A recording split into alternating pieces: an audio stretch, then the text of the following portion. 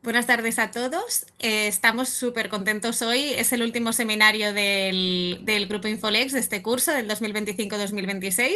Y tenemos a Ana Tamayo, que ya es una invitada de hace un montón de meses. Estamos esperándola aquí con ansias, no diremos, pero vamos, con muchísimas ganas, porque es una persona que ha colaborado con nosotros mucho en el pasado. Hemos estado juntos en el proyecto UNIVAC de accesibilidad en la educación superior y ya lleva tiempo, ¿no? Bueno, que teníamos esta comunicación en la que queríamos que nos compartiera un poco de lo que está haciendo ella también por su lado. Y bueno, pues por fin ha llegado ese día y nos va a contar salidas posibles relacionadas con la lengua de signos española y con las lenguas de signos en general, porque los roles de los que va a hablar de hecho son transversales. Aprovecho para agradecer la presencia de nuestras compañeras del grupo de lengua de signos catalana de la Pompeu Fabra, que me hace mucha ilusión que se hayan podido conectar. Y presento muy brevemente a Ana Tamayo, es profesora agregada de la Universidad del País Vasco. Ya he dicho que hemos hecho colaboraciones anteriores, está especializada en medios audiovisuales. Su tesis, aparte de que ganó el premio de la Asociación Ibérica de Estudios de Traducción e Interpretación como mejor tesis del bienio del año en el que la presentó, 2015, si no me equivoco, o 16, 15, sí. Bueno, pues aparte de ese premio, es una tesis conocida por haber sido una tesis muy pionera en subtitulado creativo, especialmente de contenido infantil. Y bueno, ella en general, todo lo que va haciendo suele estar caracterizado por esta parte muy innovadora. Así que ya he dicho que estamos muy contentos y tienes el tiempo que consideres oportuno para tu explicación y luego haremos un turno de preguntas al final. Muchas gracias, Blanca. No merezco estas palabras y estas invitaciones tan bonitas que me haces y siempre recuerdas, creo que eres la única persona que recuerdas lo del premio de la tesis. Yo la tesis le di carpetazo y ahí quedó. Pero sí, no, hombre, no, tu tesis es muy conocida tu tesis, yo creo. Sí, a ver, estoy contenta, pero sí. Pero espero el poder presentar otras cosas en las que me he ido metiendo desde la tesis en 2015 y más relacionada con las lenguas de signos en medios audiovisuales, que es un campo que, aunque cada vez se va explorando más, todavía hay muchísimo que hacer. Entonces, muchísimas gracias por la invitación. Estoy encantada. Yo sé que es difícil, son horas difíciles para la conciliación familiar, para muchas, para mí incluida, pero aquí estamos y entiendo que siendo junio y último seminario y demás, es complicado asistir, pero como queda grabado, ¿verdad? No hay problema después. Estupendo. Vale. Pues voy a ver si presento. Tarda un poquito, pero se va viendo, ¿no? Sí, se ve bien. Sí, se ve, perfecto. Vale, pues intento poneros así para veros. Vale. Vale. Pues de esto vengo a hablar, de la traducción e interpretación en lengua de signos en medios audiovisuales. Quizá algunas os estéis preguntando por qué traducción e interpretación, e iremos a ello también. Pero bueno, estoy encantada también de contar con gente que se dedica a la investigación en lengua de signos catalana, creo, ¿no? Entre los asistentes y ojalá podáis darme feedback de lo que vaya comentando y cosas para mejorar y todo eso. Así que abierta a críticas. Vale, estos son los contenidos que voy a tratar, que son poquitos, pero intentaré mostrar cosas, espero, relevantes en torno a ellos. La primera es la traducción e interpretación en lengua de signos, que yo suelo abreviar como TILS, ¿no? ¿Por qué? Creo que es importante distinguir al menos entre dos conceptos, que creo que en España todavía no se distingue lo suficiente o lo suficientemente bien. En España tendemos a decir interpretación en lengua de signos y ahí cabe todo. Y en otros países, como por ejemplo en Uruguay y Argentina, están ya muy acostumbradas a distinguir muy claramente entre procesos de traducción y procesos de interpretación. Yo creo que cuando hablamos de lenguas orales, todo el mundo distingue muy fácilmente entre traducción e interpretación. Podemos estar de acuerdo o no. Yo soy de las que no está tan de acuerdo con traducciones entre textos escritos, interpretaciones entre textos orales. Creo que eso está más que obsoleto, porque, entre otras cosas, porque si lo ponemos así sobre la mesa, no hay cabida para los textos que no son ni orales ni escritos, ¿no? Creo que la distinción viene por otra parte. Pero estamos todas de acuerdo en que el buen traductor entre lenguas orales, imaginaos inglés-español, no tiene por qué ser un buen intérprete de conferencias y viceversa, ¿no?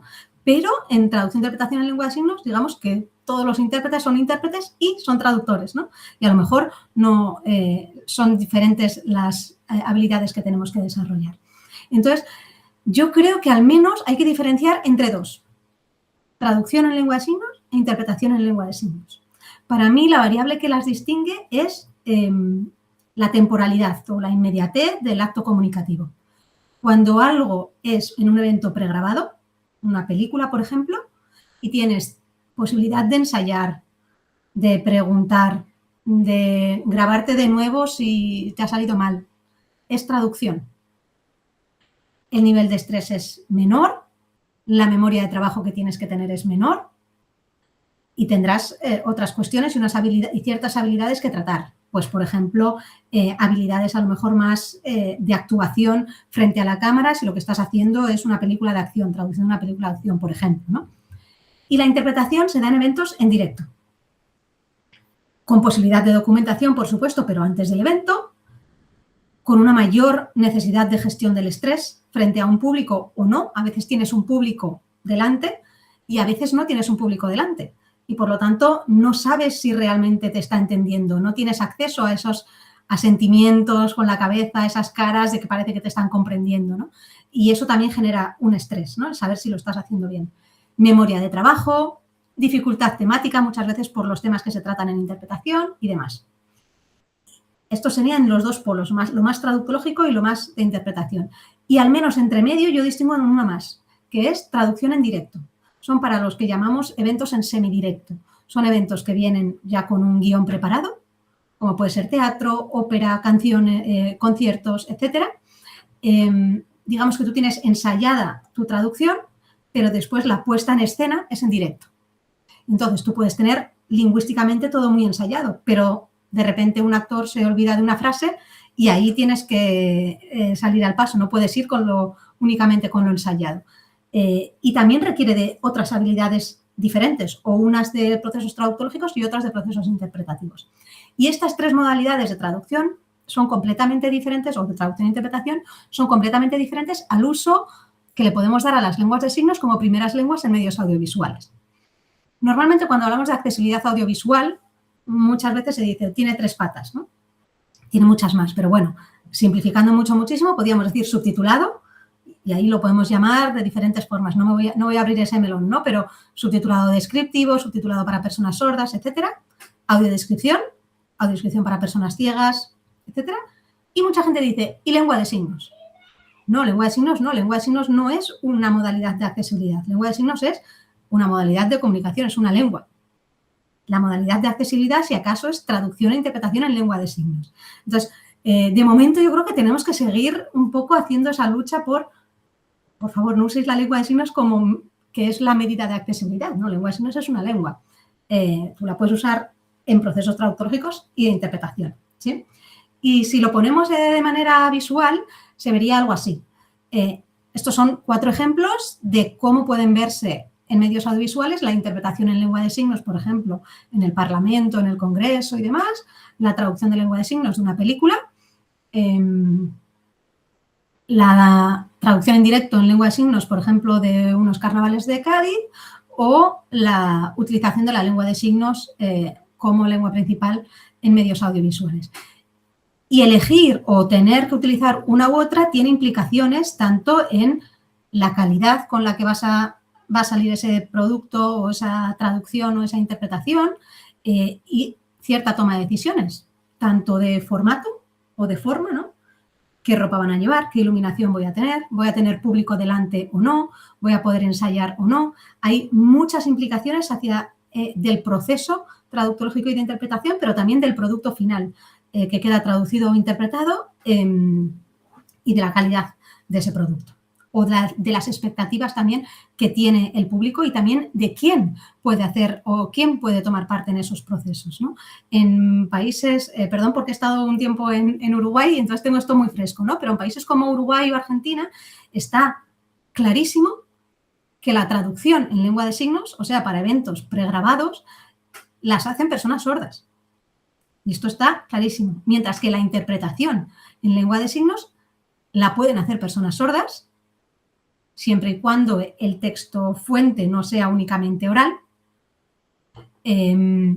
pero lo pueden hacer a través de un teleprompter, por ejemplo, a través de otras maneras, ¿no?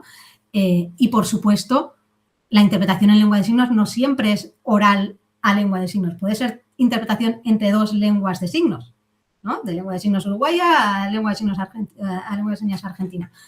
Pues eso también lo puede hacer una persona sorda. Entonces, la modalidad de traducción e interpretación que tenemos tiene muchas decisiones detrás y esas decisiones detrás también deberían tener formaciones diferentes detrás a veces. No siempre, pero a veces. Vale, esto yo creo que tiene que quedar claro, por lo menos esta distinción entre estas tres.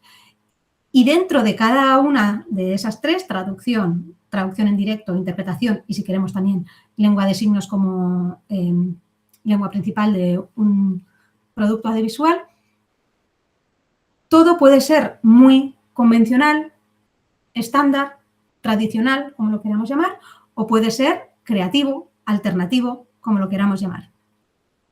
O, de nuevo, puede situarse en cualquier punto de esos dos polos, no es dicotómico esto. Y depende mucho del producto origen que yo tenga. No voy a ser realmente muy creativa o alternativa si lo que estoy haciendo es interpretar un debate electoral, por ejemplo, ¿no? Pero si lo que estoy haciendo es interpretar o traducir un concierto o algo de humor, y esto no solo es cómo de creativo o creativa puedo ser en la forma, ¿no? Si me voy a poner ropa de tal manera o si voy a iluminarme de tal manera o no. Puede ser también en el contenido. Pablo Romero Fresco, en 2024, sacó este espectro, lo llama él, de la accesibilidad estándar versus alternativa. Lleva 2 años refinándolo y ahora seguramente creo que es un poquito diferente, ¿no? Pero sigue trabajando en ello y seguirá cambiando este espectro, ¿no? Pero no voy a entrar en detalle, pero esta parte alternativa de la accesibilidad no solo se refiere a cuán creativo es algo en su forma, también puede ser cuán creativo es en su contenido, cuán de activista es en su contenido. El hecho, por ejemplo, de tener a un intérprete sordo o un proceso en el que haya un intérprete oyente que haga de intérprete pivot. Imaginaos, hay algo en lengua oral. Hay un intérprete de lengua de signos española, oyente, que lo interpreta a lengua de signos española, pero que hace como pivot para que un intérprete sordo en el escenario, digamos, se alimente de esa lengua de signos que a lo mejor no es completamente natural para la persona oyente y lo adapte a una lengua de signos más natural para la comunidad sorda.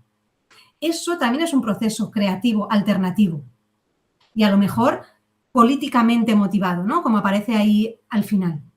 Y a lo mejor la lengua de signos que están utilizando es completamente estándar, el vestuario que están utilizando es completamente estándar, etc. Entonces, la creatividad o la alternatividad no sé si es una palabra, pero bueno, la creatividad no es solo estética, puede ser también motivada por otros motivos, valga la redundancia, ¿no? Y os vengo con algunos ejemplos tanto de prácticas convencionales como de prácticas alternativas. Y de nuevo no quiero como etiquetar a esto es lo que hay que hacer. Cada evento hay que pensarlo y no estoy absolutamente para nada en contra de las prácticas convencionales. Las prácticas convencionales tienen que existir, es importante que existan y es importante que haya una buena formación y una buena calidad de estas prácticas convencionales. Simplemente a lo mejor no valen para todos los productos o todos los procesos en los que está involucrada la traducción e interpretación en lengua de signos. Las prácticas convencionales suelen tener estas características. Normalmente es interpretación. Esto es como, ¿qué es lo más habitual que yo me encuentro, ¿no? O que nos encontramos todas? Interpretación en lengua de signos, más que traducción en lengua de signos. Suele ser extradiegético. Esto es, la interpretación no está dentro de la trama audiovisual, sino que por un lado va la película y después se pone a la intérprete en su ventana, más grande, más pequeña, como sea, ¿no? Suele ser en abierto. O sea, no puedes decidir quitarlo o ponerlo, aunque hay muchísimas excepciones. RTVE, a través de la tecnología HBBTV, ya permite con un botón quitar o poner a la intérprete, ¿no? Pero en la mayoría de los eventos sigue siendo en abierto. Está pensado en el proceso de distribución, no se piensa en que tiene que ser accesible antes de distribuirlo. Normalmente la intérprete, y digo la intérprete porque el 80-85% son mujeres, suele estar en lo que llama Schmidt prisionera de una burbuja, ¿no? O sea, está como en su cuadrito de intérprete y no sale de ahí. Por supuesto que hay otras alternativas, ¿no? Y se puede hacer más grande, más pequeña, pero normalmente tiene su esquinita. Normalmente va vestida de un color monocromo que contraste lo suficiente con su tono de piel y que el color de la ropa contraste lo suficiente con el fondo que le hayan puesto. Normalmente sin accesorios, sin maquillaje llamativo, etcétera. Normalmente es una intérprete oyente y normalmente se interpreta para eventos informativos.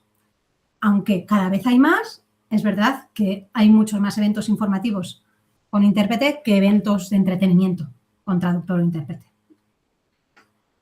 El Centro de Normalización de la Lengua de Signos Española, en 2025, sacó un informe muy cortito, muy interesante y está en abierto, se puede buscar fácilmente, que era una guía de buenas prácticas para la incorporación de la lengua de signos, me parece que lo llaman, pero bueno, en casi todos los casos suele ser interpretación de lengua de signos lo que proponen en medios audiovisuales. Es lo más cercano que tenemos a algún tipo de estándar, guía, normativa en España.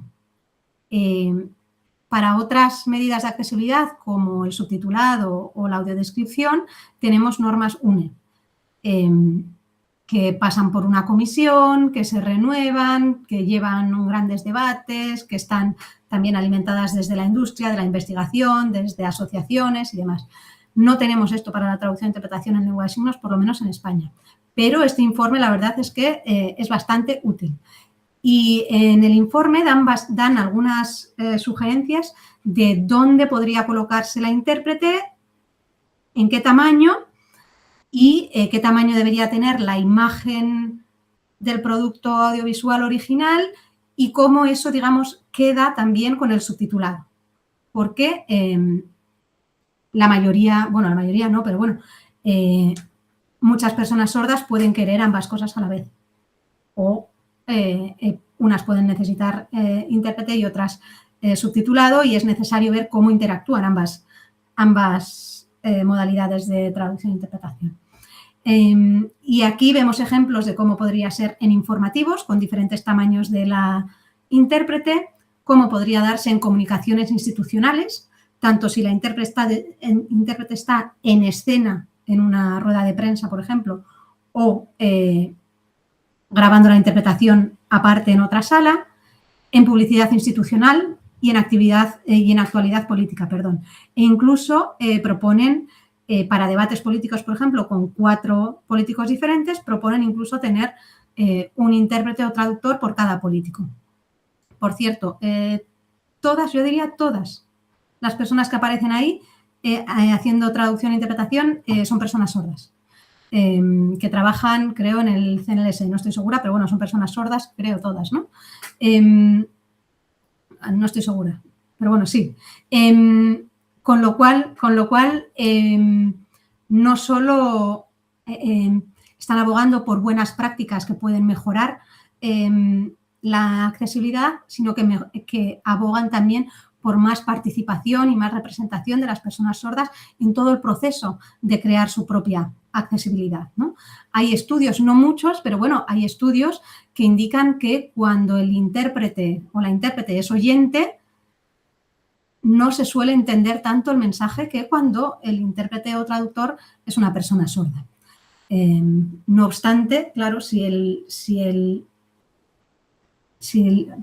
texto fuente es solo oral, no siempre puede hacerlo una persona sorda sola, digamos, si no tiene un equipo de traductores, intérpretes, oyentes y sordos.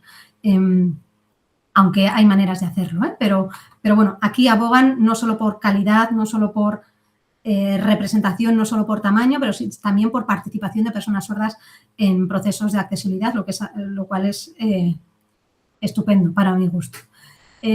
También cómo se vería esto en congresos, seminarios web, en eventos internacionales, cómo proyectar a un ponente a su PowerPoint y dónde poner a la intérprete y el subtitulado para que todo tenga sentido y sea más comprensible. Y de nuevo, yo creo que esto, hasta donde yo tengo conocimiento, si no es así, igual me podéis corregir, no está testado. Son guías de buenas prácticas que seguramente sean las mejores, pero necesitamos, igual que hay infinitos, no voy a decir, pero bueno, muchísimos estudios sobre qué es lo mejor en subtitulado, dónde poner el subtítulo, si esta letra, si esta otra, qué hacer cuando es programas de acción, qué hacer cuando son documentales. Todo esto nos falta muchísimo todavía en traducción e interpretación en lengua de signos. Casi que lo más que tenemos son como unas guías, unas pinceladas de diferentes asociaciones, federaciones, pero necesitamos testarlo realmente. Y este informe de 2025 tiene también un informe previo de 2024 en el que el CNLSE sacaba unos indicadores de calidad. En concreto, sacaron una batería de 37 indicadores para medir la calidad de la traducción e interpretación en lengua de signos en medios audiovisuales. De nuevo, que yo sepa, yo no sé si esto se está implementando, creo que no. En su día sí que hicieron como varias reuniones con varias personas expertas y personas sordas y demás para ir consensuando cuáles deberían ser esos indicadores y cuál era el proceso de evaluación de esa calidad también, cuántos minutos debían evaluarse por cada programa y de ahí cómo sacar la media de la calidad, etcétera, ¿no? Después yo no he visto ningún informe, o al menos no están en abierto por ahora, de cuál es la calidad real o si se ha medido o todo eso, ¿no? Pero espero que vayan viniendo. Si alguien tiene esos informes, yo encantada de leerlos. Eso en cuanto a prácticas más bien estandarizadas y más bien enfocadas sobre todo a eventos informativos. Después, en el otro polo, si quisiéramos, o bueno, más que en el otro polo, hacia la derecha, en ese sentido del espectro de la accesibilidad estándar versus alternativa, tenemos prácticas alternativas, creativas. Tampoco me quiero meter en ese melón de cómo se llama, porque cada uno que lo llame como quiera, ¿no? Pero bueno, entre lo que no es lo más tradicional, convencional, estándar, ¿vale? Vale, en prácticas alternativas se ve en el uso de, se ve cuando hay prácticas alternativas que pueden verse en cualquier uso de la lengua de signos. L1 se suele referir a la lengua de signos como lengua principal de un producto visual. L2 es cuando la lengua de signos es la lengua de traducción de ese producto visual, o sea, cuando aparece una ventanita con la intérprete signando, y L3 se suele referir a cuando la lengua de signos es una lengua del producto visual, pero no es la lengua principal, es una lengua secundaria. Por ejemplo, en la familia Bélier, la lengua principal de la película era francés y la lengua de signos francesa era la L3, la segunda lengua, ¿vale? de la película, por ejemplo. Y se ven procesos y productos creativos en cualquier uso de esas tres. Cuando se ven prácticas alternativas, muchas veces estas están pensadas de antes. Se piensa en cómo se va a hacer esa alternatividad, creatividad en el proceso de creación. También se ven en el proceso de distribución, pero normalmente cuando se hacen en el proceso de preproducción y de producción audiovisual, suelen tener mejor impacto. Puede haber cosas alternativas en ropa, accesorios, iluminación, posición del intérprete. Se da también no solo en informativos, casi nunca en informativos, más en productos de entretenimiento, con asesores e intérpretes sordos y demás. Y yo puedo distinguir entre 3 tipos de creatividad. Creatividad externa, colaborativa e interna. Voy a dejar un minutito para que se pueda leer esto.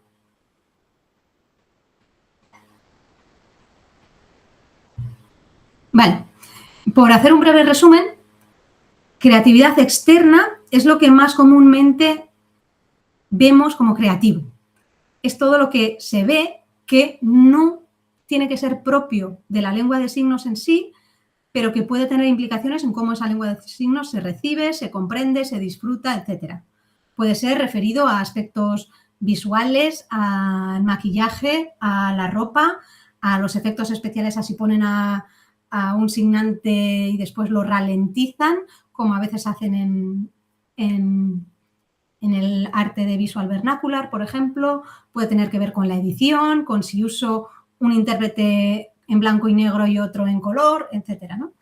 En el otro polo estaría la creatividad interna, que es la creatividad propia de la lengua, igual que yo puedo ser creativa en el uso que hago de mi acento, de mi ritmo, de mi entonación y demás. La lengua de signos también puede ser creativa en el uso que hace del espacio, de los clasificadores, de un montón de cuestiones, ¿no? O incluso en la combinación con otras representaciones visuales. Hay compañías de teatro que mezclan una lengua de signos con visual vernacular, por ejemplo, que es una forma de arte sordo, ¿no? Que combina lengua de signos, mimo, cuestiones cinematográficas y demás, ¿no? Y la creatividad puede ser creatividad colaborativa, y es la creatividad que viene por el simple hecho de colaborar con. Es la creatividad que acaba dándose cuando tú haces un casting de signantes, por ejemplo, y no contratas al primer signante que está disponible, sino que tú quieres que tal persona haga esta traducción porque esta persona sabe hacer esto, esto y esto que yo necesito, ¿no? Cuando tú tienes consultoría o asesoría de personas sordas. Y vamos a ver algunos ejemplos. Aquí hay una captura de pantalla de un corto que va sobre, es un corto brasileño que se llama Maternidade maternidad en Brasil. Se ve a una mujer embarazada y la intérprete, traductora, en este caso, es una traductora sorda, embarazada en ese momento, creo que estaba embarazada de 8 meses, y lleva, soy fatal para esto, pero esto es un crop top, no sé, bueno, lleva como un top, ¿no? Y como que se le ve mucho la barriga, ¿no? Persona sorda traduciendo, colaboración, vale, aquí hay creatividad externa para mí, ¿no? O sea, el hecho de que sea una persona embarazada, esa decisión es creativa, es una decisión creativa.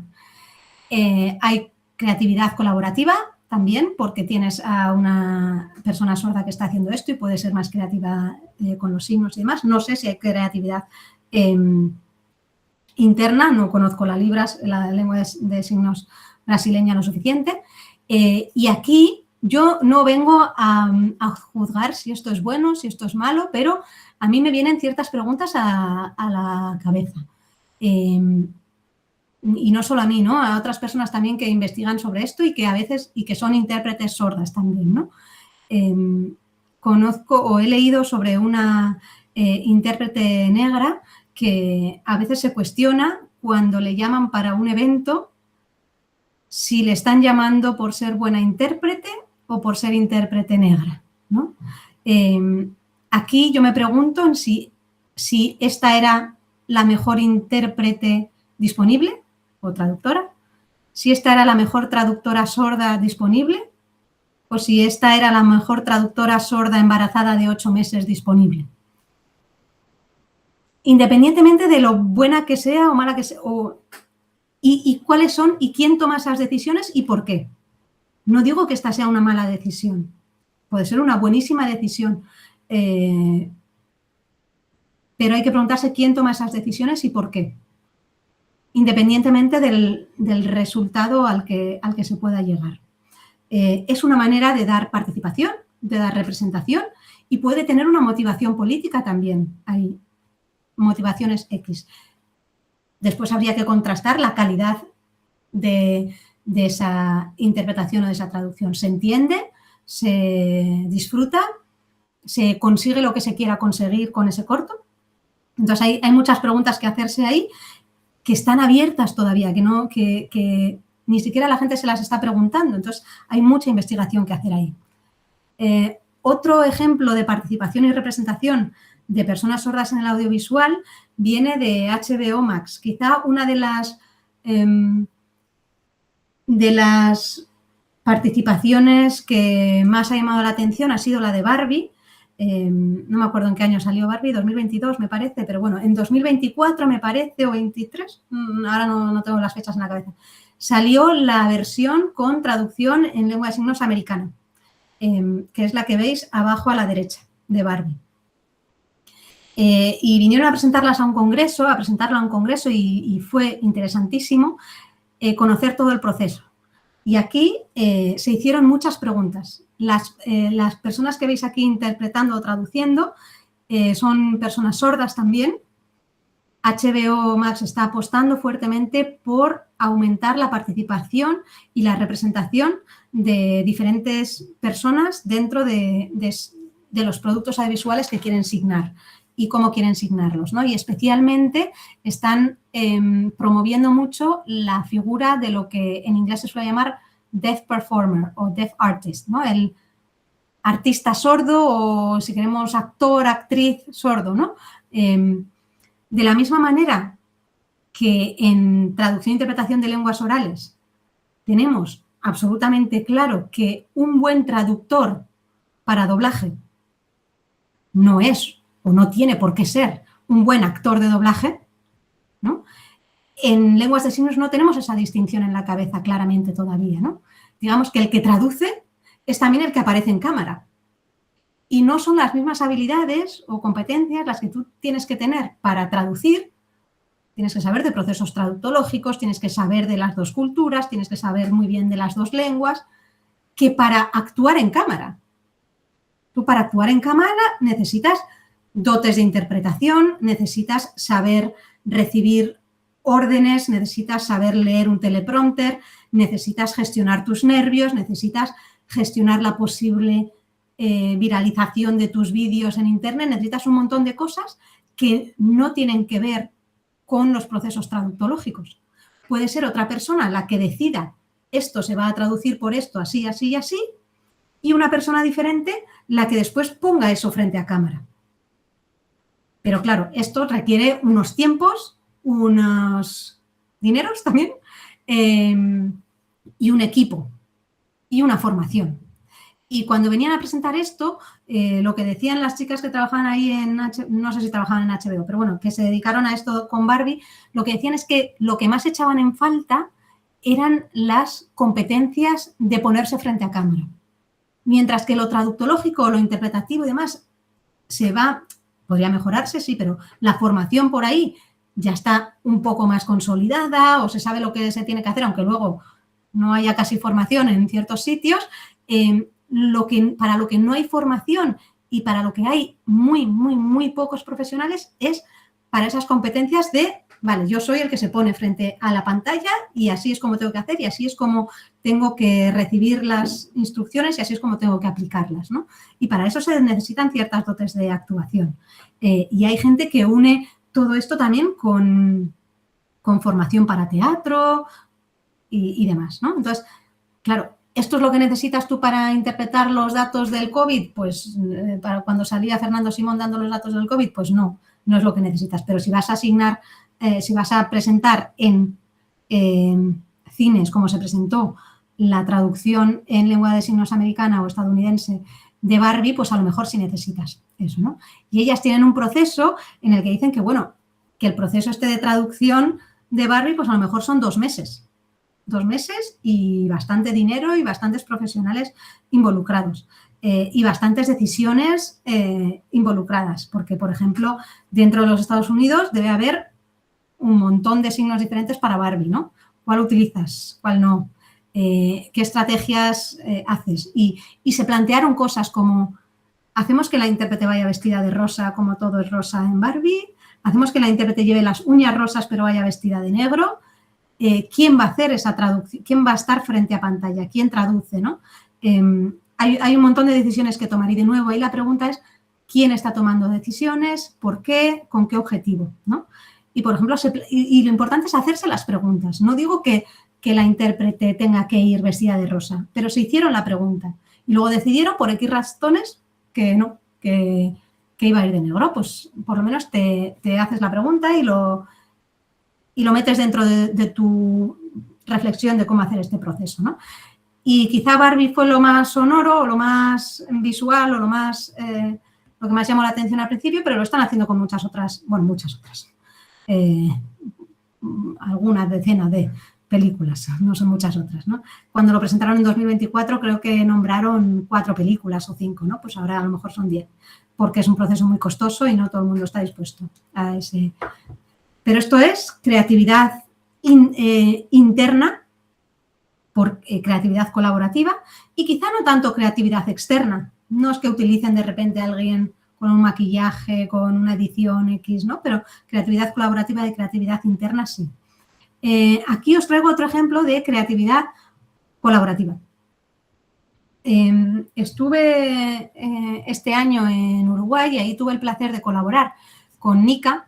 El NICA es el Núcleo Interdisciplinario de Comunicación Audiovisual de la Universidad de la República, la UDELAR, en Montevideo, en Uruguay, y es un grupo de investigación, lo llaman núcleo, pero es un grupo de investigación interdisciplinar sobre lo audiovisual e investigan un montón de cosas.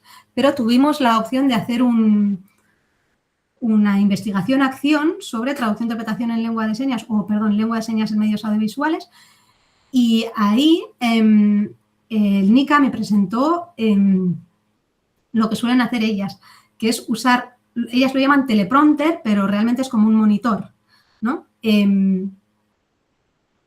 Muchas veces las intérpretes o traductoras, tanto sordas como oyentes, cuando trabajan tanto en directo como en diferido, suelen tener un teleprompter con el guión normalmente escrito en la lengua que sea y pueden haberlo ensayado previamente o no, pero eso después lo pasan a lengua de signos mientras se graban, ¿sí? Lo que pasa que en esos casos estás haciendo siempre... A ver, ¿cómo lo explico? Es como si le dieras a un actor de doblaje el guión en inglés y se lo ha aprendido en español, pero lo que tiene que decir es en español. Estaría haciendo como una interpretación a la vista mientras tiene que hacer lo que actúa, ¿no? No tiene mucho sentido, porque unas veces una palabra la dirás de una manera y otras veces de otra. No siempre te va a salir exactamente la misma estructura, por mucho que lo hayas ensayado, ¿no? Pero se suele trabajar así, con un texto escrito que luego tú pasas a una lengua asignada y entonces no siempre queda de la mejor calidad. Entonces se les ocurrió hacer un monitor o un teleprompter signado. Esto no es algo que hacen únicamente en el NICA. Por ejemplo, la traductora e intérprete sorda en España, Belén Navas, trabaja con esta técnica también. Ella lo llama borrador en lengua de signos. Cuando tiene que hacer la traducción para un producto audiovisual, ella se hace un borrador en lengua de signos, lo ensaya, lo graba una y otra vez, aunque sea de mala calidad, aunque sea ella sentada en pijama, lo que sea, se lo graba y después ese es, digamos, de lo que se alimenta para hacer la grabación final. Entonces se pone a ella misma en una pantalla y se copia a sí misma, mejorando, grabándose las veces que haga falta, porque supongo que será un proceso en el que te confundes varias veces, pero al final lo que estás haciendo es una lectura de la lengua de signos hacia una lengua de signos, ¿no? Mucho más, y que te queda mucho más natural y así dices exactamente lo que has querido decir cuando has hecho el proceso de traducción, porque si no estarás haciendo siempre un proceso de interpretación en mayor o menor medida. Y entonces en el NICA probamos, ya lo habían probado, pero en el el proyectito que hicimos ahí de investigación-acción, probamos cambiando diferentes variables, ¿no? Pusimos un vídeo de una madre y una hija hablando, o sea, un diálogo entre dos personas, y vimos diferentes maneras de hacer ese monitor o ese teleprompter, ¿no? Una, por ejemplo, en el que solo apareciera la persona asignando y quitáramos el producto original. Una en la que apareciera la persona asignando y una flecha, que la flecha permite indicar hacia dónde tienes que hacer el posicionamiento del cuerpo para que luego puedas identificar cómo está tu cuerpo posicionado para identificar al personaje, sin la flecha, etcétera, ¿no? Y como puede ser más útil verlo, os le doy a play, no tiene sonido creo, pero para que veáis cómo funciona este teleprompter del Nika.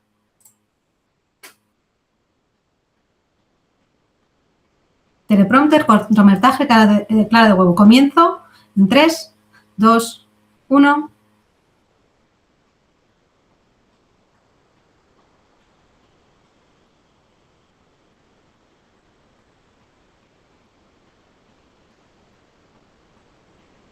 Vale, yo creo que con esto se coge la idea. La calidad de la imagen de Signando no es la mejor, pero este es el borrador. Es, digamos, lo que tiene que leer la persona que signa. Y la persona que signa puede ser esta misma traductora sorda, ahora se me ha olvidado su nombre, pero me debería acordar. Ella puede ser ella misma o puede ser otra persona, porque a lo mejor ella es una excelente traductora, pero por lo que sea no funciona bien en cámara, ¿no? Y a lo mejor ella es la que decide la traducción y pone ahí los signos que se deben decir o se deben enseñar, y después la persona que lo copia es otra. Y esto es claramente una mirada sorda sobre cómo hacer las cosas en el audiovisual. Es raro que esto se le ocurra, no digo imposible, pero es raro que esto se le ocurra a una persona que solo puede tener una mirada oyente hacia cómo se hacen las cosas. Y para mí, el ejemplo, siempre pongo este ejemplo desde hace un par de años, pero para mí un ejemplo que ilustra claramente una mirada sorda, colaborativa, que permite una accesibilidad alternativa, pero no basada únicamente en lo estético, sino también en la comprensión, es este ejemplo. Este ejemplo es de un podcast que se llama Socially Sound. Es un podcast de dos mujeres que hablan en lengua de signos británica, en BSL. Entrevistan a diferentes personas también sordas. Y quiero que os fijéis en la imagen de la derecha. La imagen de la derecha es una imagen usada para enseñar el podcast en redes sociales, grabada en formato vertical. Está dividida en dos, pero no al 50%. Digamos que la parte superior será un cuarto de la pantalla y 3/4 es la parte inferior. En el cuarto superior, lo que es una imagen horizontal de 3 personas en un sofá que da cuenta, digamos, del contexto comunicativo en el que se está dando el podcast. Y la imagen inferior es una imagen en formato vertical de la persona que está asignando en ese momento, digamos como un primer plano, un plano medio de la persona que está asignando para que se pueda ver mejor lo que está asignando. Y si os fijáis, esa imagen del medio está tomada de tal manera que hay bastante hueco entre la cabeza de la persona que está asignando y donde acaba la imagen, ¿no? Esto se llama aire. Hay suficiente aire en cómo se ha montado eso para ahí en medio poner los subtítulos. De esta manera, supongo, porque no se han hecho estudios, ¿no? Pero de esta manera supongo que se minimiza el movimiento que tienen que hacer los ojos para ir desde el contexto comunicativo general a los subtítulos, de los subtítulos a quien está asignando. Chao, Gemma, nos vemos. De los subtítulos a la persona que está asignando y de nuevo a los subtítulos, ¿no? Y quizá puede hacer que esto se comprenda mejor, se disfrute más incluso. A mí me parece un ejemplo muy sencillo y muy claro de lo que es el deaf gain, que suelen llamar aportación de la sordera. No sé, esto es una tentativa de traducción. Aportación de la sordera o incluso de la mirada sorda, ¿no? Creo que es algo que solo se le ocurre a una persona que ve el mundo con su mirada sorda. Creo que es difícil que a una persona oyente se le ocurra esto. Aunque es sencillo, dices, ¿por qué no se me ha ocurrido a mí, no? Pero no. Vale. Y por último, en lo alternativo, es tarde, ¿no? Bueno, por último, en lo alternativo, me gustaría comentar el caso Disney, que supongo que algunas de vosotras habréis visto. Le voy a dar a play simplemente para que veáis.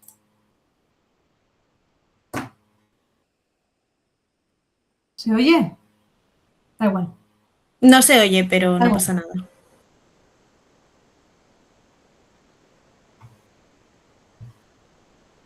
Bueno, en cualquier caso, en abril de 2026, Disney sacó unas cuantas canciones de Disney, de Frozen, de Vaiana y alguna otra, en lengua de signos. No estaban hechas con IA, sino que estaban hechas con la animación que suelen utilizar en Disney. Y lo que querían era testearlo en audiencias sordas, para ver si en un futuro pues, puede esto funcionar de cara a hacer una película, por ejemplo, con un personaje signante como protagonista y demás. Aquí tengo 2 vídeos de redes sociales que los dejo para después, para Food for Thought, porque dejaré el PowerPoint por si lo queréis subir en algún sitio, ¿no?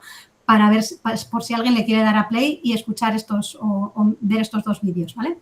Pero aquí vuelve a haber preguntas, ¿no? ¿Es comprensible esta lengua de signos que se hace a través de animación y no de personas? ¿Quién está haciendo esa lengua de signos americana? ¿Es representativo? ¿Lo están creando personas sordas o no? La respuesta en este caso yo creo que es que sí, pero bueno. ¿Por qué solo las canciones y no toda una película? La respuesta es que era un testing para audiencias, ¿no? Pero sigue una mirada sorda.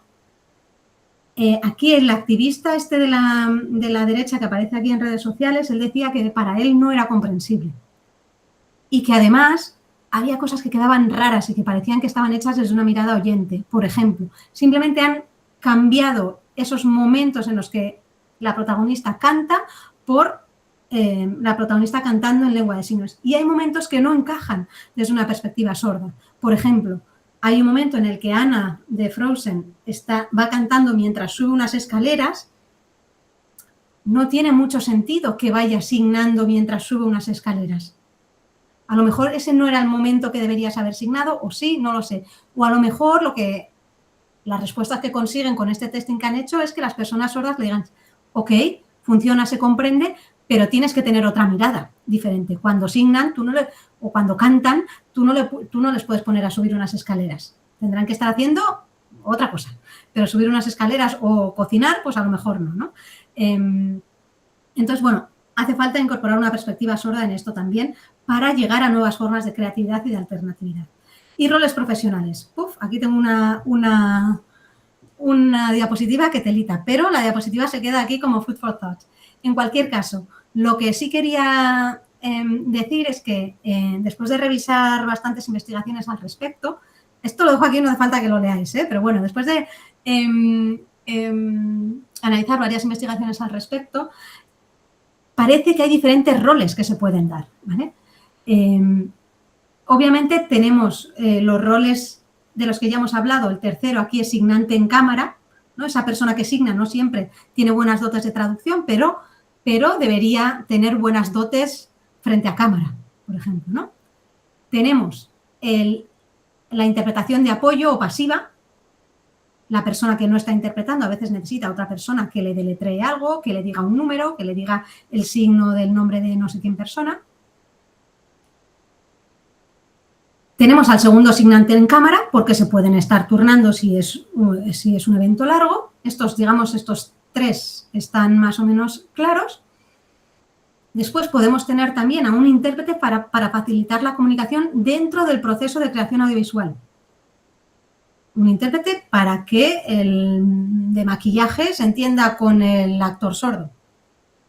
Que no va a ser normalmente o no debería ser el mismo intérprete que va después a interpretar frente a cámara. Son roles diferentes, ¿sí? Consultoría sorda, que ya hemos hablado de ello.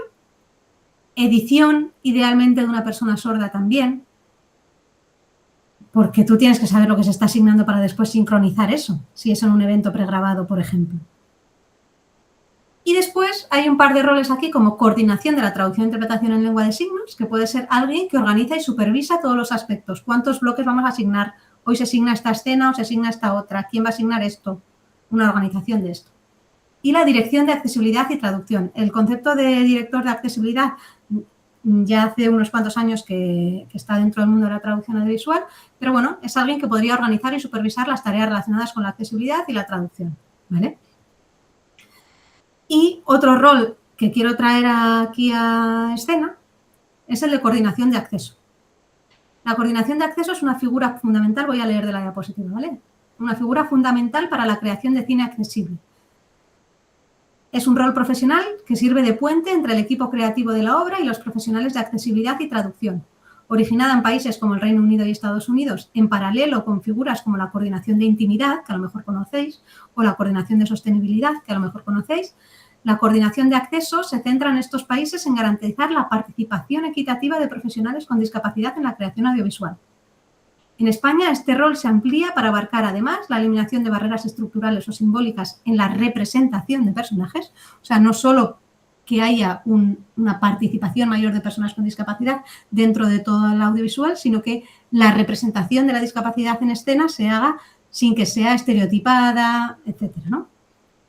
Y así, y también en el acceso a producciones audiovisuales por parte de un público diverso. También en ese rol de coordinación debería entrar quién va a subtitular cómo y por qué, quién va a audiodescribir cómo y por qué, quién va a hacer la traducción en lengua de signos cómo y por qué, ¿no?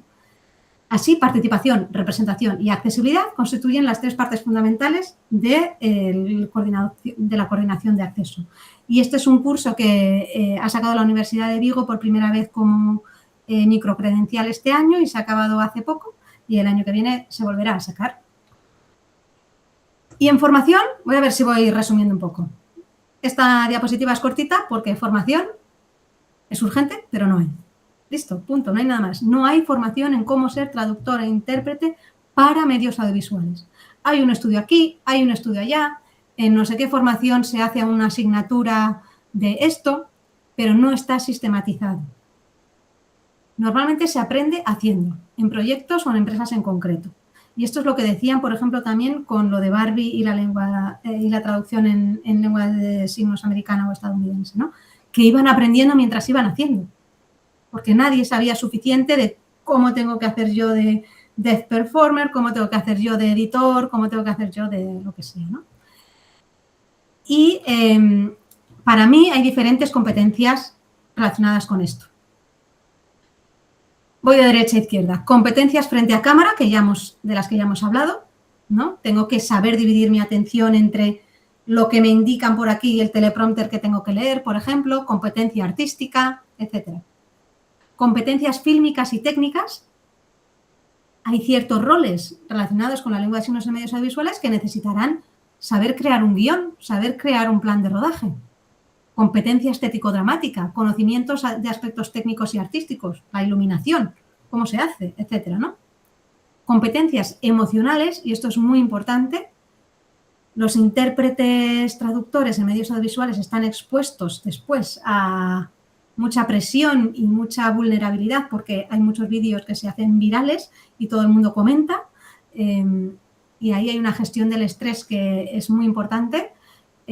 Habilidades para gestionar la fatiga por concentración, porque a veces los intérpretes trabajan muchas horas y están muy concentrados y hay que saber gestionar eso, ¿no? Y obviamente competencias lingüísticas y traductológicas, memoria de trabajo, terminología y nombres propios, deletreo dactilológico rápido, saber de ciertos temas, si eres intérprete y demás. Y no todos los roles que he mencionado antes tienen que tener todas las competencias listadas ahí, ¿no? Pues, por ejemplo, si tú lo que vas a ser es signante en cámara, pues a lo mejor tú no tienes que saber de cuestiones fílmicas o técnicas tanto, a lo mejor tú no tienes que saber tanto de iluminación. Tú tienes que tener más competencias en cámara, competencias emocionales y demás, ¿no? Pero si tú vas a ser un consultor sordo, pues a lo mejor no tienes que tener tantas competencias emocionales o no tan desarrolladas, un poquito, pero no tan desarrolladas, ¿no? ¿no? O a lo mejor si tú vas a ser el intérprete que va a facilitar la comunicación en un rodaje, que va a estar con el de maquillaje cuando maquilla a una persona sorda, pues a ti te da igual ser bueno en cámara o no, o saber leer un teleprompter. Tienes que tener muchas habilidades lingüísticas y traductológicas, algo de emocionales, algo de fílmicas por si se menciona algo, pero sobre todo competencias lingüísticas y traductológicas, ¿no? Entonces, hay muchos roles que se pueden tener aquí y no todos los roles requieren de las mismas competencias o al menos no al mismo nivel. Y no se está diferenciando todavía. Y así como en otros procesos traductológicos y especialmente en otros procesos traductológicos relacionados con el audiovisual está muy claro lo que tiene que saber un subtitulador y lo que no, lo que tiene que hacer un director de casting y lo que no, lo que tiene que hacer un actor de doblaje y donde no llega, lo que tiene que hacer un ajustador de doblaje y lo que no. En traducción e interpretación en lengua de signos es como, ahí está la figura del intérprete y el intérprete sabe de todo, hace de todo y no tiene por qué ser así. Vale. Y vamos con retos futuros. Necesitamos más participación de personas sordas en el audiovisual. Necesitamos una representación no estereotipada. Hablo de personas sordas, pero obviamente también personas ciegas, personas con otros tipos de discapacidades, etcétera, ¿no? Pero bueno, aquí como estamos en lengua de signos, pero me centro en eso. Necesitamos una representación no estereotipada de la lengua de signos y de las personas sordas en el audiovisual. No estereotipada quiere decir que no todas las historias sean historias de tragedia o inspiración o demasiado inspiracionales o demasiado infantilizadoras, etcétera, ¿no? Necesitamos más accesibilidad en traducción e interpretación en lengua de signos de todo tipo, más estandarizada, más alternativa. Necesitamos un poco de todo porque necesitamos empezar a ver diferentes cosas y probarlas, ¿no? Necesitamos, obviamente, aumento en la cantidad, porque se hace muy poco, y aumento en la calidad. Y necesitamos medir esa calidad con esos indicadores que proponía el CNLS o con otros. No sé si esos indicadores valen para medir prácticas no estandarizadas. Necesitamos saber más sobre qué prefieren los usuarios, qué comprenden los usuarios, el grado de inmersión, lo que les gusta, lo que no les gusta, dónde miran, por qué miran ahí, miran no sé dónde porque ha dejado de ser comprensible la traducción, porque ha dejado de ser interesante, porque se solapa con otros elementos, no lo sé. Necesitamos datos cuantitativos, cualitativos sobre cualquier cosa en traducción e interpretación en lengua de signos en medios audiovisuales. Y necesitamos urgentemente algo de formación un poquito más reglada, que no sea, no sé quién hace unos créditos en este módulo, que bienvenido sea, por supuesto, ¿no? O una asignatura en donde se hace no sé qué, ¿no? O no sé, ha salido un artículo de no sé cuál.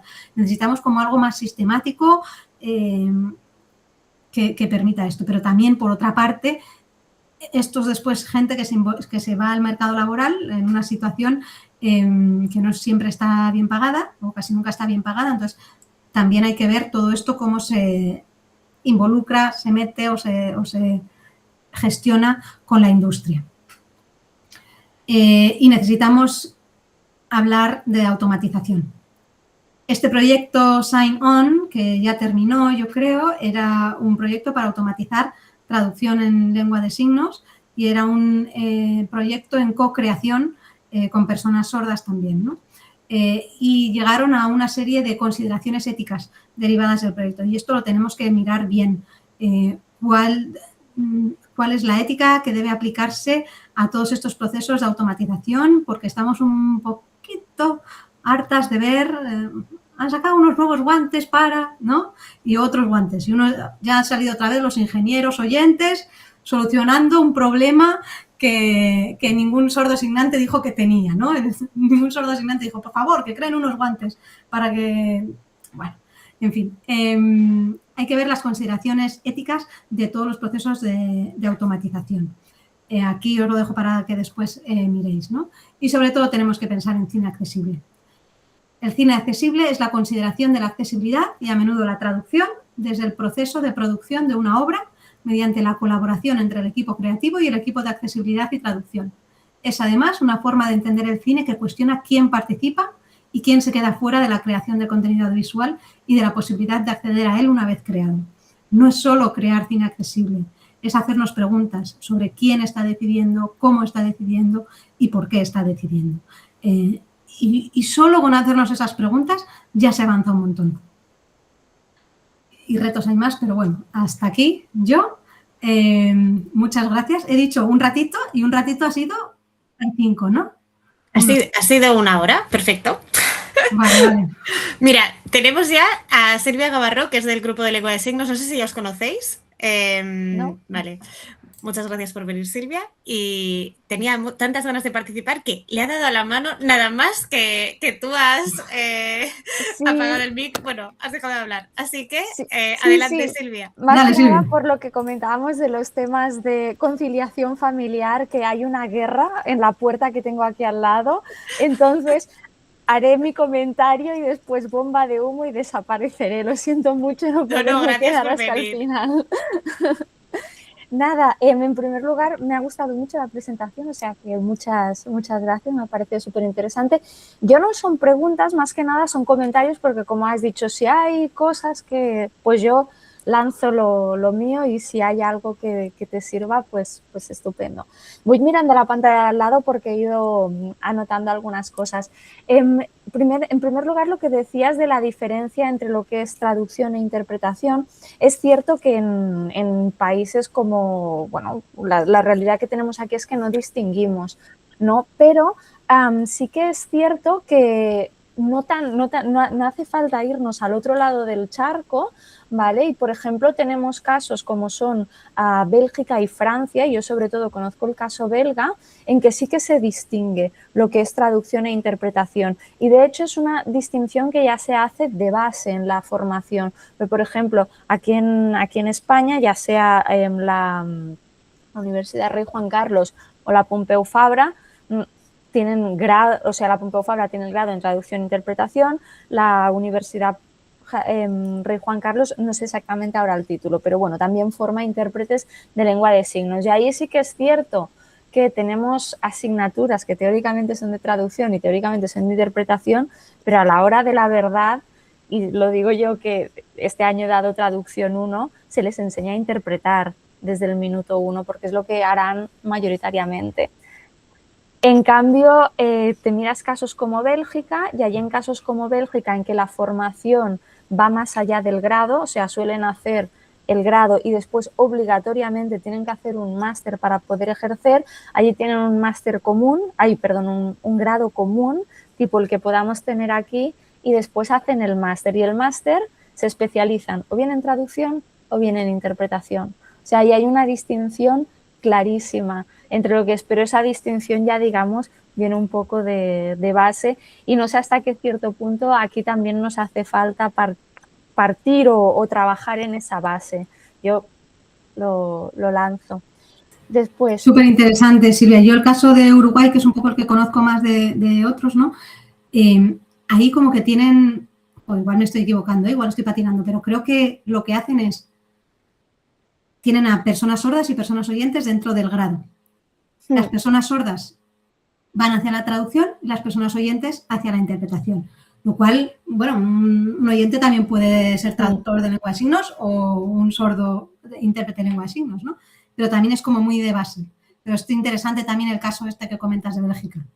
Claro, también con esto quería seguir que, claro, aquí en general a día de hoy los que tenemos al menos en la Pompeu son oyentes. Ahora para los sordos sí que es cierto que tenemos ahora las microcredenciales de intérprete sordo.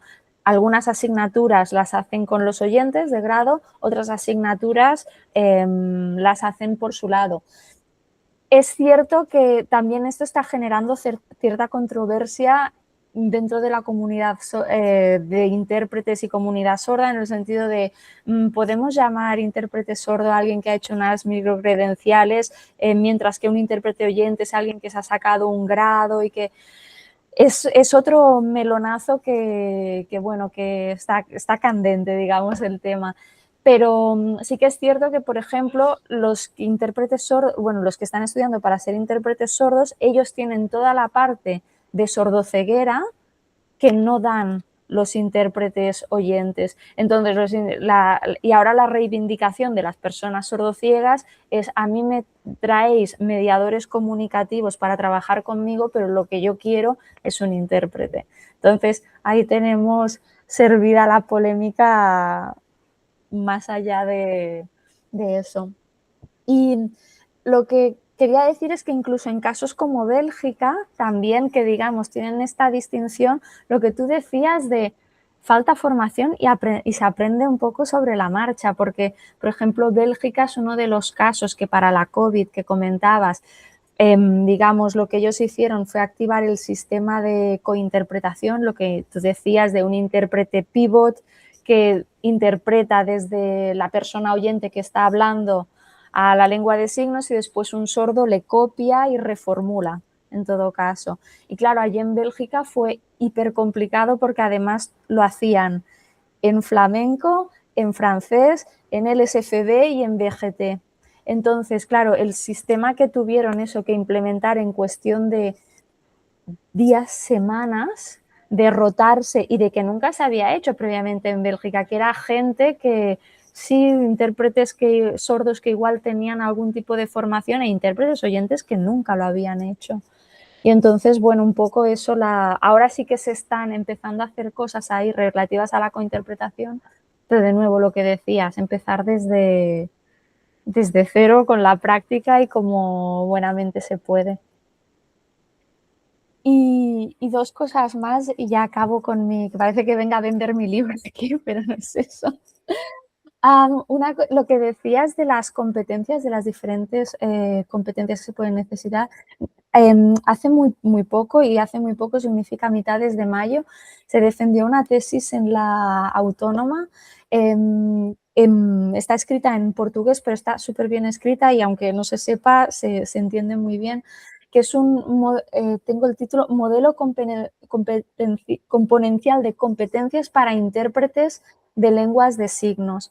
Y la persona que la ha escrito es José Nilson Gómez da Sousa. Es una cotutela entre Autónoma y Universidad de Santa Catarina en Brasil.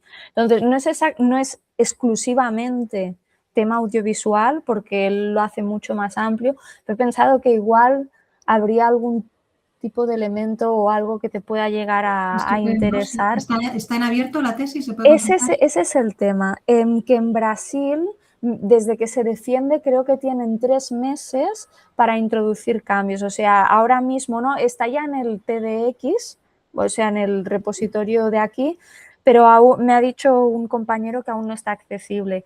Claro, o igual puedes escribirle a José Nilsson o si no, si él lo autoriza, yo te la podría pasar. Ok, ¿vale? Perfecto, gracias. Porque estaba en el tribunal, o sea que... Y última cosa de tema ético, también otra vez haciendo publicidad de la Pompeu, también igual te interesará mucho todo lo que ha estado haciendo Gemma últimamente, porque junto con la Facultad de Comunicación han creado para la asignatura de radio un programario que se llama Signaria y han tenido muy en cuenta lo que tú decías, que no es que lo hayan creado un grupo de oyentes para hacerse los guays delante de los sordos, sino que se ha tenido muy en cuenta toda la cuestión ética y los sordos han participado y eso. Estupendo. Sí, he visto la noticia de lo del programa de radio por una alumna, ¿no? Que quería que en la carrera de periodismo o algo así, ¿no? Sí, me consta que para el REC, que es la Language, ahora no me acuerdo el título, pero una conferencia que se hace bianualmente, que son recursos para aprender lengua, es muy tecnológica también, el REC, LRF, allí presentaron un paper, o sea que, y fue ahora en Mallorca, o sea que me parece que si es la dinámica de los otros del REC, el paper ya está disponible. Estupendo. De todas maneras, escribiré a Gemma, me lo dejo apuntado. Gracias. Sí, de nada. Y nada, que muy bien, que me ha gustado mucho, que gracias. Gracias a ti, Silvia. Y me despido de todos porque me tengo que ir, lo siento. Muchas gracias, Silvia. Chao, gracias. Adeu, adeu. Merci, adeu. No sé si alguien más quiere intervenir. Yo tengo un comentario para, bueno, tengo varias cosas, pero el que más me interesa, así compartir, sobre todo porque está Elisenda, que da, bueno, no sé si Alba también da clases de interpretación ahora, ¿puede ser? Ahora, vale, sí, también. Pues sobre todo para las que dais interpretación aquí, de lenguas orales, me ha hecho pensar lo que has dicho de las competencias que van más allá del tema traductológico. Me ha hecho pensar mucho en, ¿no? Ahora que estamos hablando tanto de cómo se tienen que actualizar los grados de traducción e interpretación, es que creo que es para todo el mundo la parte de competencias de estar ante la cámara, o sea, no sé si son, no sé exactamente qué asignaturas, porque yo doy traducción y medios de comunicación y quizás también sería mi asignatura la que tendría que empezar a cubrir competencias como esta.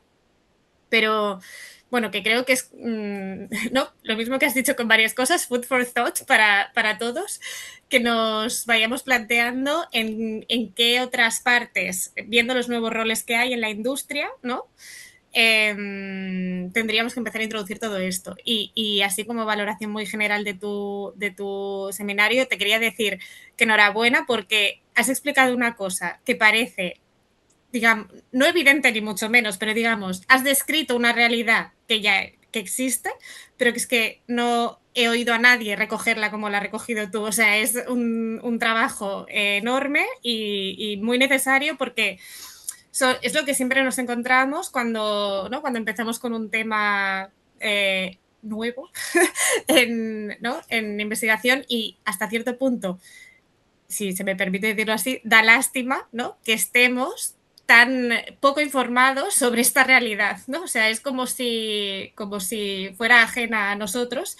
Así que me alegra mucho que haya un seminario que además quede grabado, que recoja todas estas prácticas, porque me parece muy valioso para estudiantes que luego quieran recuperarlo, o sea, bueno, y por todo el trabajo que estás haciendo, vaya. Y Elisenda creo que quiere decir algo. Bueno, muy breve y por alusiones, digamos. Y primero pido disculpas porque yo me he incorporado tarde, me he perdido la primera parte porque venía de una reunión. Así que suerte que lo grabamos y que lo podré recuperar porque la parte que he oído me ha resultado muy interesante. Y también quería coger un poco lo que había comentado Silvia al final, pero bueno, primero contesto la alusión, que es iniciación a la interpretación, no tan de una manera, digamos, consciente y buscada, sino por la estructura, el hecho de que era una asignatura que le quitaron un crédito y el hecho de tener que comprimir el contenido de la asignatura, que tal como estaba concebida, pues bueno, nosotros llamamos grupo grande, lo tenemos todos los alumnos, el seminario cuando los tenemos en grupitos más pequeños. Antes, en el grupo grande, cuando la asignatura tenía todos los créditos, digamos, los alumnos hacían una presentación oral, claro, en clase. Y una cosa que yo insistía mucho y que trabajamos especialmente es todo lo que es la posición corporal, el lenguaje no verbal y aquello que no empiecen a hacer el tente tieso, las manos en los bolsillos, todas estas cosas que bueno, que cuestan más de lo que parece, por mucho que digas, a ver, veis que esto no funciona. Y esto, al tener que, claro, la pérdida de un crédito, dijo, ostras, pues tengo que reorganizar esto, pero a mí realmente me sabía mal porque era perder la oportunidad de que ellos hicieran un discurso oral formal, que es lo que necesitan practicar en este sentido, ¿no? Y entonces fue cuando dije, pues se graba.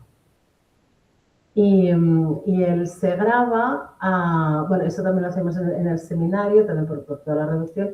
Y entonces yo siempre les digo, no os quiero sentados. Sentados no se habla, porque primero no se respira igual, porque estás presionando el diafragma de una manera que no te va bien, etcétera, etcétera, ¿no? Entonces, de un modo, o sea, un poco rebuscado, pero sí que al fin y al cabo, pues les estás enseñando un poco a hablar ante la cámara, ¿no? Donde mirar, que además les digo, es que si leéis, se nota que leéis, por Dios, mirad al centro, bueno, todas estas cosas. Pero sí que realmente es aquello de apuntar que quizás lo tendríamos que trabajar un poquito más explícitamente, porque realmente, tal como está el mundo, incluso cómo hacemos los seminarios ahora ya, y todo, ¿no? Pues es una situación cada vez más frecuente y muy integrada en la vida cotidiana. Dicho esto, que nos lo apuntamos con Alba para ver dónde lo tratamos, porque es en 2 asignaturas distintas, yo hago la primera, ella hace la segunda. Me ha gustado mucho esto de alerta con con el tecnosolucionismo, ¿no? Porque es que precisamente a mí, Signaria, que hay una parte del que hablaba ahora Silvia, hay una parte que me gusta mucho y hay una parte que me parece muy audista. Y no lo puedo evitar. Y le veo todas las bondades de que esta chica, que además todas las cuestiones éticas, estas que han hecho incluso un análisis de la voz de la familia para que la voz que sale sea realmente una voz que es la suya. Y dices, ya, pero es que su voz no es esta cosa oral, su voz es esto. Bueno, no sé, y entonces no puedo evitar verlo como una condescendencia audista hacia la comunidad. Ay, mira, ahora tú puedes hacer un programa de radio. No, perdona. Es que esta chica tenía que estar exenta de esta asignatura, desde mi punto de vista. Que esto puede ayudar a que puedan ser más independientes. Una herramienta así puede ayudar a la autonomía, a la independencia en otro contexto, de acuerdo, pero en este a mí, bueno, tengo mi debate interno, bueno, lo he contado con Silvia, lo he contado con Gemma, y que hay una parte que, además, que incluso cuando se estaba haciendo, bueno, todo el trabajo que ha supuesto hacer esta herramienta, que ha sido costosísimo, que todavía hay que mejorar, que todo. Ostras, es que lo primero fue que los profesores de comunicación entendieran esto, ¿no? Que la perspectiva al menos tenía que ser, a ver, vale, sí, vamos a hacerlo, pero alerta a que hay que entender que la comunidad, las personas sordas no necesitan esto. Ellas ya tienen su lengua, tienen su comunicación, no necesitan hablar con lengua oral, ¿no? Esto. Es que me ha gustado el palabra de tecnosolucionismo y digo, pues lo voy a, en la próxima vez que salga el tema lo voy a usar. Muchas gracias. Muy bien. No conozco suficiente lo del Signaria, pero me encantaría saber de estas reflexiones y buscar un poquito más, porque no conozco realmente, pero buscando otras sinergias entre... Yo también, el año pasado ya no, pero muchos años he dado interpretación consecutiva también, la primera interpretación que tienen los alumnos, ¿no? Y joder, en mi universidad es optativa. Y a mí me da tanta pena, porque claro, pueden elegir entre interpretación consecutiva o, por ejemplo, italiano A1, ¿no? Entonces, claro, el esfuerzo que me va a requerir una y otra, pues... tenemos pocos alumnos y, de hecho, solo nos dejan tener máximo un grupo, ¿no? Máximo 25 alumnos, porque son en seminarios chiquititos. Y me da mucha pena porque lo que aprenden que después les vale para una entrevista de trabajo, para defender el TFG, para ser persona y poder venir a tutorías y mirarte a la cara y hablarte como una persona, ¿no? Me da mucha pena que sea optativa. Y en esto, en una de las diapositivas, enseñaba que dentro de las competencias lingüísticas y traductológicas había una que era interpretación consecutiva, que no se suele hacer casi nunca en lengua de signos, pero yo he leído algunos artículos de algunas personas metidas dentro de la formación de traducción e interpretación en lengua de signos que abogan porque esto sea también una competencia, no porque después la vayan a desarrollar profesionalmente, sino por todo lo que te da hacer interpretación consecutiva, esa desverbalización del mensaje para quedarte con las ideas principales, condensación del mensaje, todo eso te ayuda después también a ser buen intérprete simultáneo, que es lo que serás cuando utilices las lenguas de signos, más que es muy raro hacer en consecutiva, ¿no? Pero parece que la consecutiva es algo que no, como las lenguas de signos simultáneamente va a ser oral y signado, no tienes por qué aprender consecutiva. Y, de hecho, en casi todas las formaciones, no sé, igual en otras universidades no, pero en muchas son primero das las de consecutiva y luego haces simultánea, ¿no? en otras a veces en paralelo. Pero bueno, ¿por qué? Porque hay un montón de cosas que aprendes en consecutiva que después te sirven para simultánea, independientemente de que lo hagas entre lenguas orales, entre lenguas signadas y demás, ¿no? Entonces, también ahí hay una sinergia más entre, bueno, vamos a meter las lenguas de signos también en todo esto cuando hablamos de audiovisual, cuando hablamos de traducción, cuando hablamos de interpretación, ¿no? Y al revés. Pensemos también lo que da toda la formación y todo lo que se sabe de las lenguas signadas y la traducción e interpretación en lengua de signos para la traducción e interpretación entre lenguas orales, por ejemplo, ¿no? Eso, Alba ha pedido la mano, pero solo me cuelo un momento para decir que a pesar de que hemos perdido un crédito que echamos mucho de menos, la cosa buena es que las 2 asignaturas que damos ella y yo son obligatorias.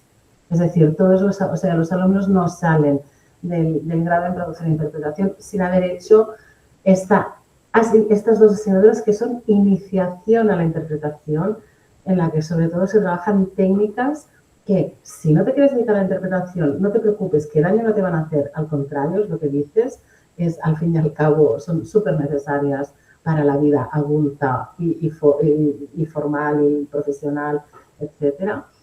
Pero es eso, no son propiamente las de interpretación. Todas las de interpretación, como tales, son optativas también. Pero bueno, al menos tienen este primer contacto que les va súper bien, de hecho, ¿no? Yo siempre encuentro que es una asignatura, son muy chulas, pero no soy objetiva, quizás. No, yo iba a decir, gracias, Mónica, yo hago esta continuación y los seminarios claramente están enfocados a aprender a tomar notas. Sí es cierto que, claro, y juntamos a todos los estudiantes, o sea, ya tengan de lengua extranjera, inglés, francés, alemán o lengua de signos. Sí es cierto que el seminario de lengua de signos va un poco a su aire, porque ellos son estudiantes que han elegido especializarse en lengua de signos catalana, pero aún así es lo que has dicho, es lo que tienen que aprender, porque en la asignatura de Elisenda, en los seminarios se centran quizás un poco más en memorizar y empezar a tomar notas de una forma así un poco más independiente, y luego en los seminarios de la segunda es ya cómo tomar las notas para eso, para reformular, para ¿no? quedarte con lo más importante y ser capaz de reproducirlo. Y les gusta mucho, pues es lo que dice Elisenda, es iniciación, pero ya tienen una idea bastante real de lo que es, y luego ya si les interesa pueden aprender a hacer interpretación simultánea, que eso es lo que realmente es difícil, pero sí, ya está. Y muchas gracias también por la presentación, perdón que yo me he sumado aquí a los comentarios. Muchas gracias. Pues no sé si hay algún comentario final, ¿no? Antes Hamud ha parecido que levantaba la mano, pero luego la ha bajado, así que interpreto. Hola, ¿quieres intervenir? Si quieres intervenir, puedes escribir por el chat si quieres y yo lo leo. Si no quieres activar el micro. Uy, a ver, ¿qué leemos? Hola Ana, enhorabuena por tu intervención, muy interesante. Tengo una pregunta un poco fuera de la conferencia. Carita con guiño de ojo, lo digo porque hay gente que leerá esto después. ¿Es cierto que las personas sordas de distintos países tienen lenguas de signos diferentes? ¿Pueden entonces comunicarse entre ellas o necesitan algún tipo de traducción? Y por otro lado, comentaste que una persona sorda también puede ejercer como intérprete. ¿Cómo funciona eso exactamente y por qué no existe una lengua de signos universal? Muchas gracias. Bueno, claro, no he empezado por ahí, pero quizá debería haber empezado por ahí. No existe una lengua de signos universal. Cada, no diría país, cada sitio, región, tiene una o varias lenguas de signos que no están lingüísticamente relacionadas con las lenguas orales que se hablan en ese territorio. Eso quiere decir que si en España se habla español y en Argentina se habla español, la lengua de señas argentina y la lengua de signos española no tienen por qué ser parecidas. Pueden ser parecidas si vienen de la misma familia, pero no tienen por qué. Entonces, porque, digamos, el español de Argentina y el español de España estén relacionados lingüísticamente, la LSA y la LSE no tienen por qué estar relacionadas lingüísticamente. ¿Pueden entonces comunicarse entre ellas o necesitan algún tipo de traducción? Formalmente necesitan algún tipo de traducción, porque son lenguas diferentes. ¿Puede una persona que habla en italiano y una persona que habla en español entenderse sin traducción? Sí, no hace falta siempre tener a un intérprete ahí, ¿no? Es cierto que cuando tú ya hablas, ya te comunicas en una lengua de signos, es más fácil incorporar elementos de otra, también. Las lenguas de signos tienen signos icónicos y signos arbitrarios, y los icónicos lo que hacen es que se parecen a la cosa que está asignando, ¿no? Entonces, comer, por ejemplo, se hace así, llevando la mano cerrada a la boca, como si estuvieras comiendo, y se hace así comer en el SC, diría yo, ¿no? Seguramente. O sea, que alguien me corrija si sabe el SD, en lengua de signos española, y me aventuro a decir que en lengua de signos italiana, que en lengua de signos francesa. No me aventuraría a decir que así es como se dice comer en lengua de signos japonesa, que seguramente sea así como los palillos, ¿no? Vale. Eso quiere decir que si yo voy a Japón y veo a alguien que dice comer y hace así con los palillos, yo lo entiendo. Sin saber yo japonés, porque la lengua de signos japonesa no tiene nada que ver con el japonés, y sin haber aprendido lengua de signos japonesa, ¿no? Porque es icónico eso. Y eso hace que sea, yo mi hipótesis de no lingüista, porque no soy lingüista y mucho menos signolingüista, mi hipótesis es que es más fácil entenderse con dos lenguas de signos diferentes que con dos lenguas orales muy diferentes, ¿no? El esfuerzo que yo tengo que hacer para entender a un japonés, si yo no sé japonés, pues es titánico, o sea, o aprendo o no, pero el esfuerzo que yo tengo que hacer seguramente si yo sé lengua de signos española para entender lengua de signos japonesa, pues será menor. Sí, si me lo permitís, es que Claro, por es favor, una lástima gracias. que Silvia se haya ido, pero es que ayer estaba hablando de esto con ella. No hay una lengua de signos universal, sí hay un sistema de signos internacional y yo le pregunté, no, le digo, cuéntame un poco más, y claro, me decía, hay unos cuantos signos que se entienden, pero comunicarse en lengua de signos hay una parte muy importante de pactar con la persona con la que estás interactuando los signos que usaréis y con los que os vais a entender. Y a mí me parece fascinante desde el punto de vista de la interacción, porque es constantemente ir adaptando, ¿no? Entonces sí hay como unos cuantos signos que se pueden usar en cualquier contexto internacional, pero luego depende, yo creo, de cada interacción que se vaya negociando, aparte de todo lo que ha comentado Ana, por supuesto. Pero es fascinante desde el punto de vista de una persona como yo que sabe muy poco de este mundo. El sistema de signos internacional se llama sistema y no lengua porque no es una lengua natural de nadie. Se suele utilizar en conferencias de académicos sordos y, por ejemplo, si viene un académico a hacer su ponencia en lengua de signos británica, pues hay un intérprete de lengua de signos británica a sistema de signos internacional, porque sería inviable, si esto es una conferencia internacional, tener una interpretación a todas las lenguas de signos que se hablan ahí, ¿no? Entonces se hace interpretación a sistema de signos internacional. O hay gente que directamente expone el sistema de signos internacional. Una especie de lengua franca, si queremos verlo así, ¿no? Como se hace con el inglés, pero sin que sea la lengua natural de nadie. ¿Por qué no existe una lengua de signos universal? Porque las lenguas no se inventan, o sea, no se descubren, o sea, se hacen con el hacer, ¿no? Y hace millones de años había unas personas que oían, que se juntaron y empezaron a hablar una cosa y eso evolucionó hacia un montón de lenguas diferentes y hubo un montón de otras personas que no oían, que se fueron juntando y eso evolucionó a un montón de lenguas de signos diferentes, ¿no? Y de hecho, por ejemplo, tiene mucho más sentido que la lengua de signos española se parezca más a la lengua de signos catalana, porque son territorios en contacto, que por ejemplo la lengua de signos española con la lengua de señas argentina, que aunque tengamos el mismo idioma oral dentro de ese territorio, ahora todo muy fácil, pero antes cómo se comunicaba una persona sorda en Madrid con una persona sorda en Buenos Aires, ¿no? Y bueno, de esto un montón, ¿no? Pero bueno, ¿por qué no existe una lengua de signos universal? Porque lengua de signos universal no hace match, es el sistema de signos, ok, pero bueno, pues de la misma manera que existe el esperanto y no es la lengua de nadie. Y comentaste que una persona sorda también puede hacer como intérprete, claro.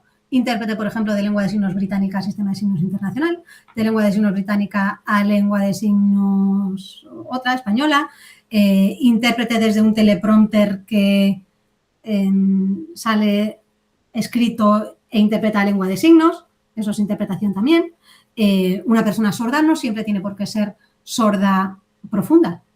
Puede estar interpretando desde unos subtítulos que salen automáticamente en el Meet a una lengua de signos, por ejemplo. Puede estar... es que las opciones son son muchas, ¿no? Una persona sorda, hay gente que decide de manera no estandarizada, alternativa.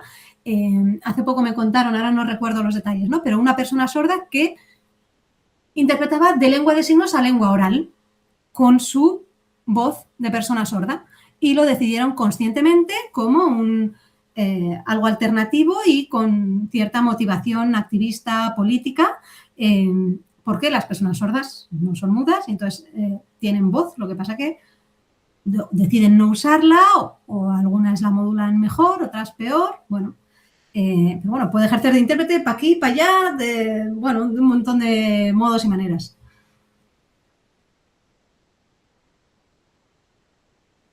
Muchas gracias a los dos. A Hammoud por la pregunta. No, ahora es que es abrirle el bote y va más, ¿no? Sí, yo me he quedado también con la curiosidad de si la polémica, el debate que tenían con Barbie sobre las uñas era para hacer de Barbie o para todos los personajes. Por el tema del rol del intérprete. ¿Qué querían? ¿Que la intérprete que hacía de Barbie o era solo una? Solo ¿Me una. explico? O sea, También, que era una y querían también que se plantearon poner a más de un deaf performer ahí para diferentes personajes o incluso poner a varios, sabes que a veces aparecen como dos signando, sí, uno a cada esquina o juntitos, y decidieron que no, que eso iba a entorpecer un poco la comprensión, que iba a tapar demasiado la pantalla y demás. Lo de las uñas no sé si era quitar y poner solo para cuando Barbie. Yo creo que era una cosa de se la ponemos y ahí se queda, ¿no? Como un detalle, como si va de rosa todo el rato. Como que eso es. En la película la gente se vestía de rosa, pues para interpretar, pues eso también la fiesta.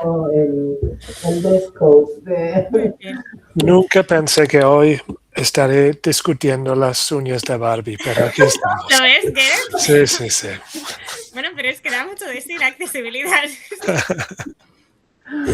Bueno, pues muchísimas gracias, Ana. Yo creo que lo podemos dejar aquí. Ha sido, creo que, la mejor manera de terminar los seminarios de este curso de Infolex, así que otra vez te agradecemos muchísimo que hayas aceptado la invitación. A vosotras. Y para la gente que nos sigue por el canal de YouTube, pues seguiremos a partir del curso que viene. Muchas gracias y nos vemos pronto. Gracias. Chao.